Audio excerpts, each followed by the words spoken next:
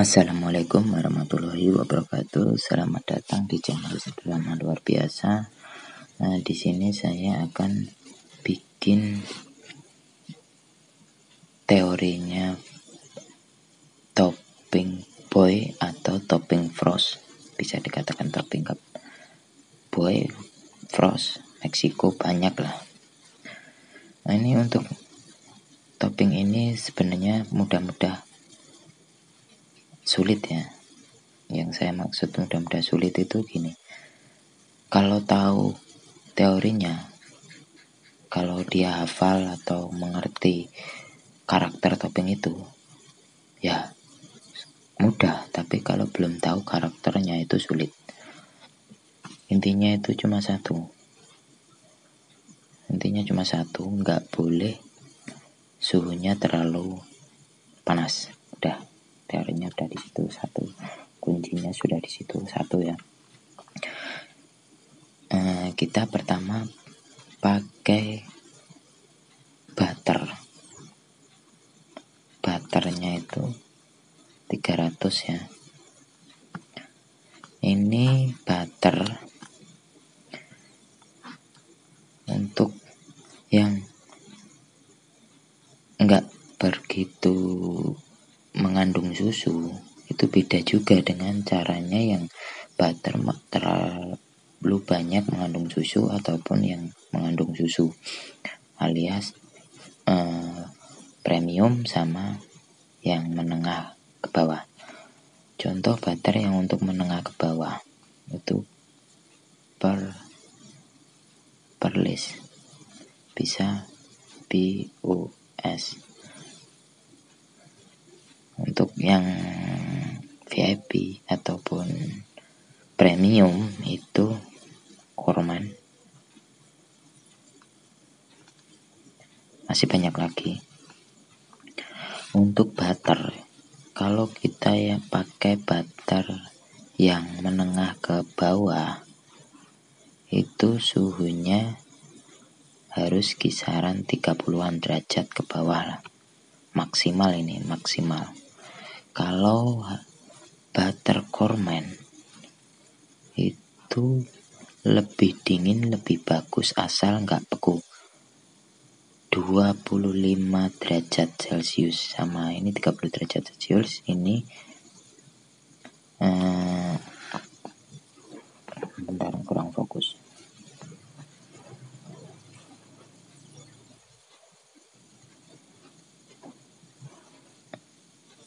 Derajat Celcius. Nah, ini perbedaannya cuma di sini ya, suhunya, dan harus benar-benar diperhatikan. Kita pakai gula halus 300 gram. Ini gula halus bebas merek apa aja atau bikin sendiri, yang kemarin kayak di video saya yang saya blender. Habis itu barulah masuk telur. Ini di mixer dulu sampai putih. Jangan terlalu lama-lama. Sesudah di mixer, kurang lebih suhunya ya sekitaran 25 derajat ataupun 30 derajat ya.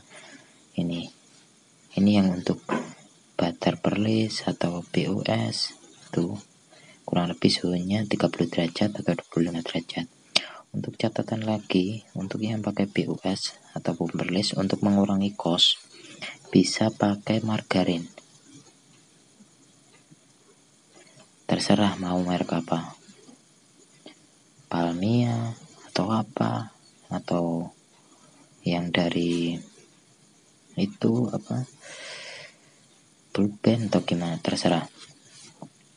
Ini sama aja, bisa juga pakai margarin, tapi untuk mengurangi kos saja. Tapi ntar ini rasanya sangat-sangatlah berkurang, aromanya kayak hilang.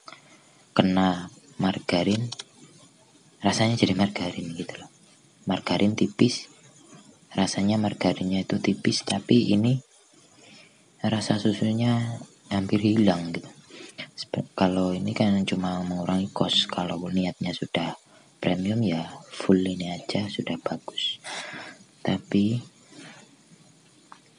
untuk yang ini kalau pakai margarin, ini boleh nggak pakai margarin, tapi suhunya harus disamain ya dengan kurman itu, biar hasilnya putih. Dan waktu masuk telur itu ntar suhunya kisaran di bawah 30 derajat itu loh, maksud saya seperti itu. Tapi kalau suhunya mungkin 30 derajat ke atas, dioplos margarin nggak masalah, masih bisa jalan, masih bisa bagus. Tapi kalau nggak dikasih margarin, cuma bos aja di mixer, jadinya ya bubur, nggak bisa putih, cuma kayak ya nyampur gula sama itu tuh bisa gula sama butter bisa nyampur, tapi nggak bisa putih gitu. Jadi dia agak nggak bisa ngembang lah gitu. Telurnya kita pakai 5 biji ya. Ini resep menurut saya resep anti gagal, soalnya saya sering kalau terkeburu-buru atau gimana saya pakai resep ini. Waktu di kerjaan lama saya itu pakai resep ini, nggak nunggu dingin, nggak tunggu ini, langsung des jadi resep ini. Ini menurut saya resep yang paling mantul di antara yang lainnya, tapi semua perusahaan mempunyai karakter yang sendiri-sendiri. Nah, untuk tepungnya itu tepung segitiga ataupun bisa tepung roti biasa. Menurut saya perbedaannya cuma di hampir nggak ada bedanya sih, hampir sama aja. Mungkin di waktu kerasnya ya mungkin lebih lama. Tepung segitiga yang rendah protein kita pakai 360 gram sampai derajat terus. Ingatnya ini sudah, kalau segini belum paham bisa ditanyakan di kolom komentar. Nah, di sini yang perlu lagi diperhatikan kalau sudah jadi, belum tahap sudah jadi ya. Biasanya ada kendala di sini. Kendalanya itu satu. Contoh, bisa juga gini, waktu masuk tepung masuk ini gula telur masuk telur, boleh dikembangin boleh tidak. Untuk resep ini bebas, boleh ngembang boleh tidak. Kalau dia suhunya di atas 30 derajat, telur ini nggak bisa nyampur. Tapi kalau di bawah 30 derajat, telur ini bisa nyampur. Nah, kalau sudah masih warnanya kelihatan agak kuning, putih agak kuning ya, boleh pakai putih telur aja. Tapi putih telur aja itu dia tahannya kurang lama lengketnya. Kalaupun kita banyakin tepungnya, dia tuh kerasnya nggak keras gitu, kerasnya keras gitu. Ada juga yang emang ciri khasnya emang seperti itu, emang ada juga. Habis ini sudah masuk warnanya putih, barulah masuk tepung. Ini perlu sekali diperhatikan ya. Untuk masuk tepung ini perlu sekali diperhatikan. Catatan lagi, asal nyampur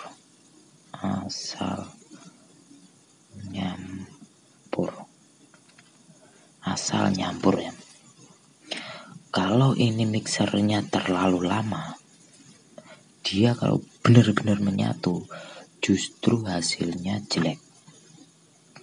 Hasilnya benar-benar menurut saya jelek. Kalau saya sendiri mengatakan gagal. Ini benar-benar jelek, nggak bagus. Tapi toppingnya itu encer, enggak kental, encer nggak kental, tapi minyaknya nggak bisa gitu loh. Ini kalau terlalu lama di mixer tepungnya itu seperti itu. Yang ini ya harus diperhatikan suhu, terus cara mixernya. Kalau ini boleh lama tapi suhunya nggak boleh melebihi 30 derajat atau 25 derajat untuk 25 derajat untuk yang ini tadi ya.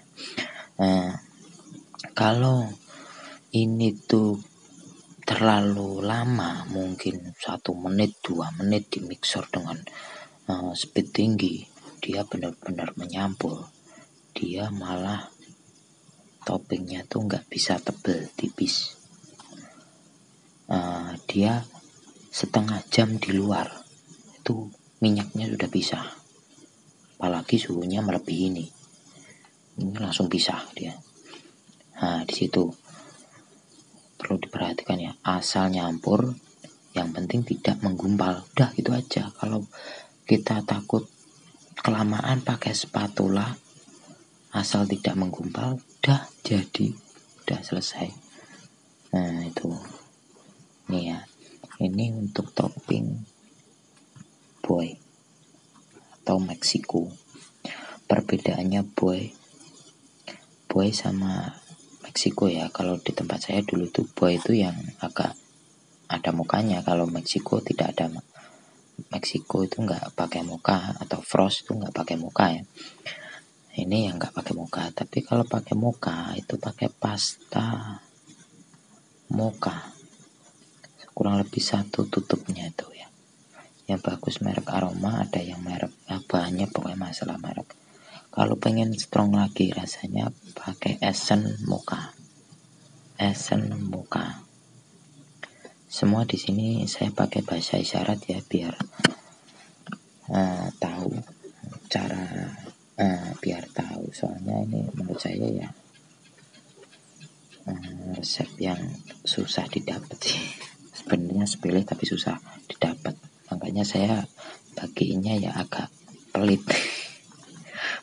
Sebenarnya susah dapat. Moga sama pakai 1 tutup aja. Ini untuk 1 resep ini pakai 1 tutup, nggak full ya, anggap aja 1 tutup, agak turun sedikit nggak masalah. Yang penting kita untuk warna dan aroma selera, ini menurut saya juga selera. Kalau pengen kosnya tinggi ya banyakin ya, aromanya mantap, nggak bisa nggak pahit kan. Ini bisa pakai kopi Nescafe juga bisa. Ini nggak pakai ini, pakai kopi Nescafe juga bisa. Saya sih belum pernah nyoba, tapi pernah ada kepikiran waktu mixer. Kalau pakai Nescafe itu mixernya dibarengin sama gula sama butter ya. Kemungkinan kalau ada waktu mungkin saya akan praktek. Saya juga penasaran. Soalnya kalau pakai Nescafe pakai air itu hasilnya dia nggak tahan lama untuk pressnya. Sering sekali saya dulu pernah saya pakai air tuh, sering sekali. Emang resepnya seperti itu ya, jadi ya mau gimana lagi, kita harus ngikuti kan. Resep dari perusahaan seperti itu, jadi kita harus ngikuti. Dan waktu saya coba dinginin atau gimana, itu hasil akhirnya hampir sama aja tuh. Paling tahan cuma 1 hari aja. 1 hari itu sudah mulai lengket. Pagi bikin, malam sudah mulai lengket. Nah, kalau ini insya Allah tuh bisa tahan 2 hari ya, nggak lengket. Paling yang lengket tuh pinggirnya. Cuma roti boy ya, roti boy atasnya nggak lengket, cuma biasanya pinggirnya itu biasanya dia kena panasnya kurang. Kalau pakai oven convection, nah saya bisa jamin sampai pinggir-pinggir. Soalnya kalau oven convection itu atau rotary itu sama. Rotary sama convection itu sistemnya sama, bedanya ya kapasitas saja menurut saya. Sama, dia diembuskan udara panas. Kalau open dead itu atas bawah panasnya, itu cuma perbedaannya di situ. Nah, kalau open rotary atau open convection pinggirnya nggak lengket lah. Ini yang biasanya lengket atau yang biasanya itu. Nah, ini ada catatan lagi ya. Biasanya dia kalau proses ini sudah benar semua, habis itu 2 jam atau 3 jam di luar di suhu ruangan ataupun di suhu lebih dari 33 derajat ataupun 33 derajat 3 jam. itu minyaknya sudah pisah. Jadi harus agak hati-hati ya untuk topping frost ini. Kita harus benar-benar perhatikan. Sebaiknya gini, kalau dulu saya gini, teman-teman saya ngadon bikin label roti toppingan roti boy. Habis itu saya, kalau ini sudah selesai, baru saya bikin topping, bikin roti boy selesai, label, saya bikin topping, jaraknya kurang lebih 2 jam, jadi nggak perlu masuk kulkas, suhunya sekitar segini, jadi ntar waktu di topping tuh pas suhunya. Biasanya seperti itu. Kalaupun ini agak takut kepanasan, mending masuk kulkas dulu aja, nggak apa-apa gitu. Itu untuk topping yang sudah jadi ya, yang saya maksud tadi. Kalau yang sudah jadi kalau takut kepanasan, biasanya tuh saya jaraknya seperti itu tadi. Teman bikin roti boy, saya baru bikin topping. Seperti itu yang saya maksud. Itu yang perlu diperhatikan, penyimpanan.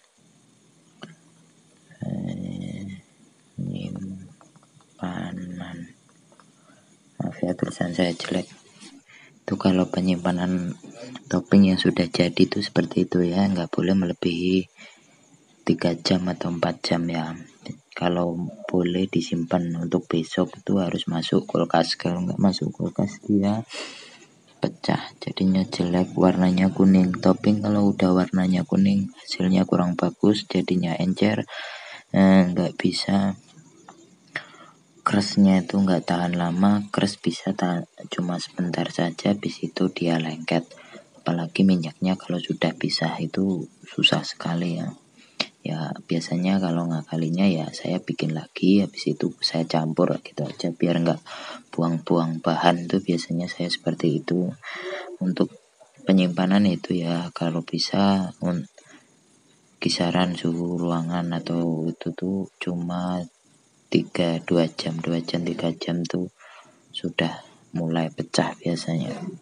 Kalau bisa ya masuk kulkas, tapi waktu nopping itu jangan terlalu dingin. Kalau dia terlalu dingin dia nggak bisa turun atau dia matangnya tuh susah. Kalaupun bisa matang tapi hasilnya tuh nggak putih-putih, coro-coro ini temblong-temblong, ada putih ada coklat gitu. Jadi dia kalau topping terlalu dingin dimasukin oven, dibuat nopping masukin oven, dia temblong-temblong atau ada yang putih ada yang coklat, jadi warnanya nggak bisa rata gitu ya. Itu trik-triknya seperti itu. Dan rata-rata yang pakai topping boy itu kalau bisa ini sudah jadi frost ya. Ini tadi saya yang bahas pertama frost. Untuk yang topping boy kalau sudah jadi frost seperti ini, kalau kita mau nopping itu baru dicampurin pasta sama esen kalau pakai ini. Kalau ini aja juga nggak masalah, ini aja juga nggak masalah. Ataupun pakai Nescafe itu tadi yang pakai air.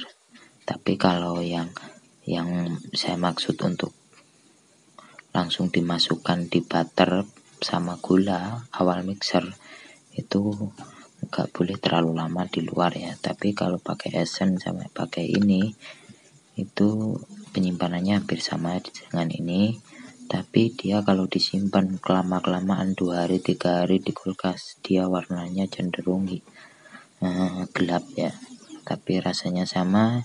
Biasanya dia cepat lengket juga. Kalau topping sudah terlalu lama di kulkas itu sudah tidak bagus. Biasanya itu cuma bertahan, walaupun di kulkas cuma bisa bertahan 2 hari sampai 3 hari. 2 hari sampai 3 hari itu aja kalau kita terus-terusan disimpan di kulkas. Kalau di freezer beda lagi ya. Tapi kalau di freezer tuh agak rada berair, jadi crustnya mungkin berkurang tahannya maksud saya. Tapi kalau opennya pakai open convection ya beda lagi. Ini untuk penyimpanannya harus benar-benar hati-hati, waktu nopingnya harus benar-benar tahu. Kalau nggak tahu, ada yang salah step by stepnya, ya hasilnya juga nggak maksimal. Kalau pesanan banyak tuh ya kita harus benar-benar estimasi waktu, gimana caranya topping ini tidak rusak, gimana caranya topping ini bisa hasilnya maksimal seperti itu. Mungkin di lain waktu saya ada kesempatan bikin tutorial ini semua ya. Semoga aja channel saya semakin berkembang dan semakin saya bisa beli alat-alat untuk tutorial ya. Mungkin sampai di sini dulu, ataupun ada yang kurang jelas bisa ditanyakan, atau request topping-topping yang lain bisa. Tapi sementara ini saya cuma bikin teorinya aja, prakteknya belum ya. Kalau prakteknya butuh waktu yang agak lama dan alatnya harus komplit. Kalau nggak komplit ya agak susah. Terima kasih sudah menonton. Jangan lupa like, komen, dan subscribe-nya. Jangan lupa di share juga ya.